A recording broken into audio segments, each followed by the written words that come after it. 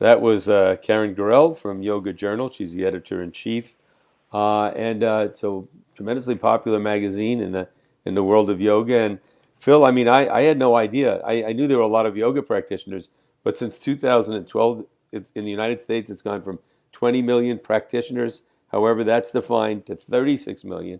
It's almost doubled. I mean, can it continue growing, or will it plateau at some point? Well, I, the reason I asked her how they define practitioner, and I'm still not clear on that, is, you know, does it mean people who go to a yoga class once or twice a year? Does it mean, people who learned a few asanas and, do them to stretch before they jog? Or is it people who have a serious yoga practice as a part of their spiritual path? It's very hard to know what is meant by that. Maybe we can probe a little further and find Yeah, I out. think in a survey somewhere it defines it by some practices at least 2, 3 hours a week, something like that. So it's somebody that's actually doing it, not like they took a class and never did it again. And Yeah, I'm not surprised, although a lot of people take classes. What I don't know is how many people practice it on their own at home, but I'm sure it's quite a right. few. And even if that number is exaggerated, it's still a heck of a lot of A people. lot of people. And And yeah. and the amount of money spent on yoga accessories is extraordinary, and Right, that's not something one can fake. right. Although there's a lot of people who might buy yoga pants, and stuff, and just use it for lounge outfits. There was a New Yorker cartoon recently about something about how people could have a yoga mat without ever using it. Yeah, I have a just couple of those. just to carry around the Yeah, streets of New York.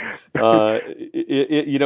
If people want to have a sense of how far yoga has come in the culture, if you Google Elvis Presley yoga scene in movie, there's a Yeah, scene where he sings a song about yoga. It's probably from and yoga back at that time was like from another planet. But now it's why yeah. nobody's going to be looked at in an odd way if they say they practice yoga or even No, meditation anymore. So that's a that's no. I that's a mean, huge I change. remember sitting and meditating, in a church pew or a empty church or a park bench or something, and Hmm. people looking at me like I was, crazy and wondering if I was, needed help. But now you see people sitting with their eyes closed or doing asanas on the beach or a public park, and it's just part of the landscape. But you know, I would love to see a survey that goes a little deeper into this notion of who's doing what and who's practicing what, Right. and like suppose if those 30 whatever million people are taking yoga classes, how many of them have a meditation practice? Right. How many are only doing asanas? Right. How many are doing, fitness yoga or power yoga as opposed to more meditative practices? I mean, this would be, a kind of interesting breakdown of that, but I don't know if anybody is doing Right. such a Yeah, I survey. mean, the good news is a lot more people are practicing it. Maybe the bad news, I don't know how you want to look at it, is it's become an Yeah, industry. And right here in the survey, it says practitioners spending on yoga classes, clothing, equipment, and accessories rose to $16 billion in the U.S., up from yeah. 10 billion over the past 4 years. So once it becomes an industry like that, then there are other forces other than those of spiritual development that are driving the industry and affect things. That being said, it's still good, and there may be better yoga classes than others, Sure.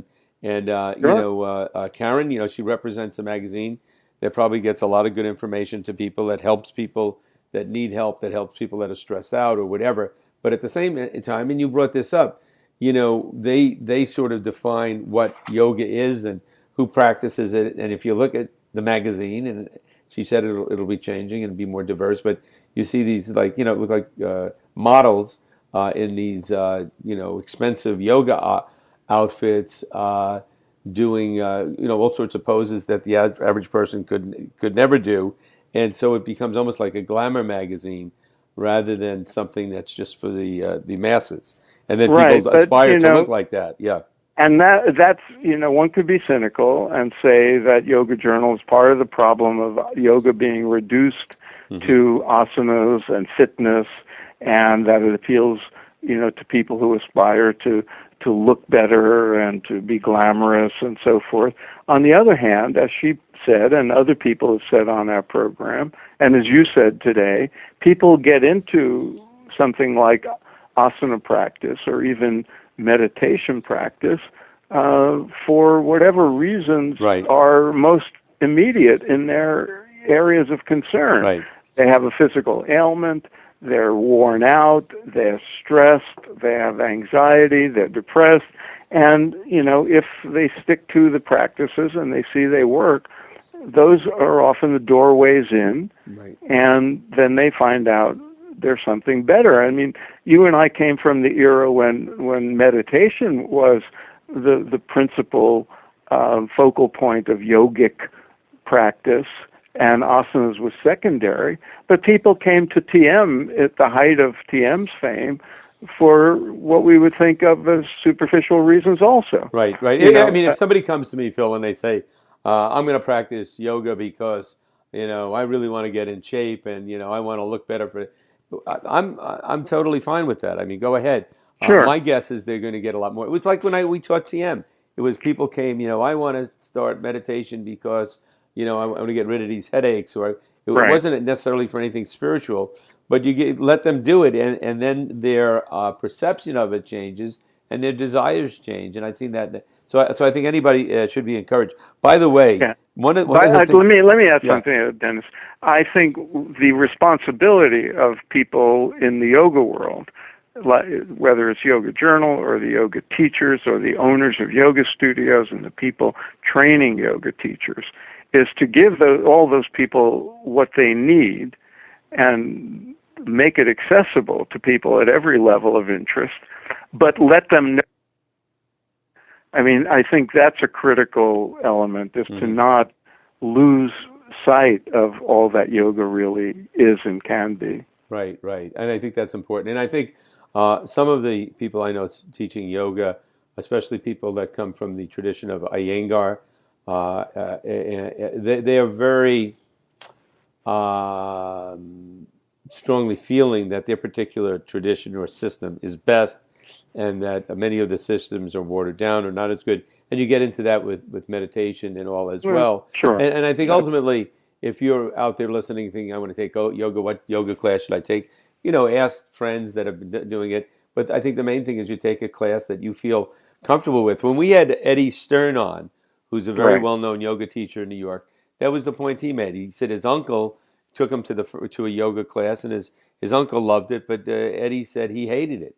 And then he Right. went on and found yoga that he liked, and he's become one of the most successful, and I think one of the better teachers in the Yeah. United States. As long as the teachers are grounded in the fullness Right, of what yoga is and honor the tradition that yoga comes from, that is my main concern. right, Because if they are, then they will let people know what the fullness of yoga is, and they'll gravitate toward it or not according to where they're at in life. right. You just don't want it to be diluted and distorted to the degree where people see it only as a fitness practice. Right, and And also, go ahead. yeah, no, you go ahead. I'm just going to emphasize a point that I've heard you make before, and that is, so our listeners understand that yoga, the word yoga, doesn't necessarily refer to yoga asanas or hatha yoga.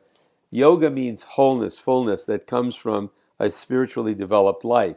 And yoga asanas, which is most people when they hear yoga, what they're thinking of is the hatha yoga, the positions. That's one part of it. But there's bhakti yoga. There's which is devotional. There's meditation. There's hatha yoga. There's approaching it from many, many angles. But the goal ultimately being that full, well-rounded, well-balanced, fully balanced development. Yeah. Okay. All right. So Well, another one, and onward and upward. just one last statistic from the survey: 34% of Americans, or 80 million people, 8 million people, say they are likely to try yoga for the first time in the next 12 months. So, wow, Wait, did you say 8 million or 80 million? 80 million. 80 This million. is right out of the Yoga Journal That's survey. almost wow, that's a lot of people. Many Well, let's see how folks. many actually do. Yeah, we'll see. All right, until next time. Over Okay. and out.